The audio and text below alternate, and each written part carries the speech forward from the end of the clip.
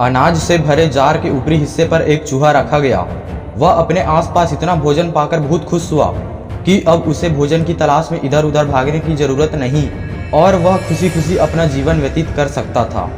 कुछ दिनों के बाद उसने अनाज को खाकर खत्म कर दिया और इस वजह से वह जार के निचले तल पर पहुंच गया। अब वह उसी जार में फंस गया और उससे बाहर नहीं निकल पा रहा। उसे जीवित रहने के लिए किसी और पर उसी जार में अनाज डालने के लिए पूरी तरह से निर्भर रहना पड़ता है। उसे ना अपनी पसंद का अनाज मिलेगा और ना ही वो वहां से निकल पाएगा। यदि उसे जीवित रहना है तो उसे जो भी जार में डाल दिया गया है उसी को खाना पड़ेगा। इस कहानी से हमें 4 बड़े सबक मिलते हैं।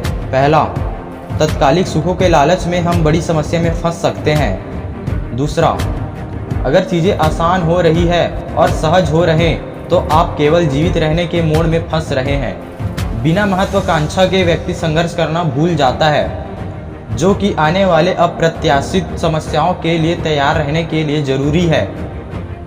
केवल जीवित रहने के लिए जीवित रहने वाले व्यक्ति कोई नई समस्या आने पर संभल नहीं पाता। तीसरा, जब आप अपनी स्किल का उपयोग नहीं कर रहे हैं तो आप अकल में अपनी स्किल खो रहे हैं।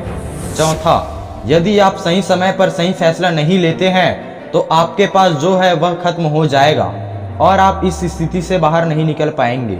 इसलिए एक्शन मोड में रहे और शॉर्टकट के चक्कर में गलत रास्तों का चुनाव ना करें।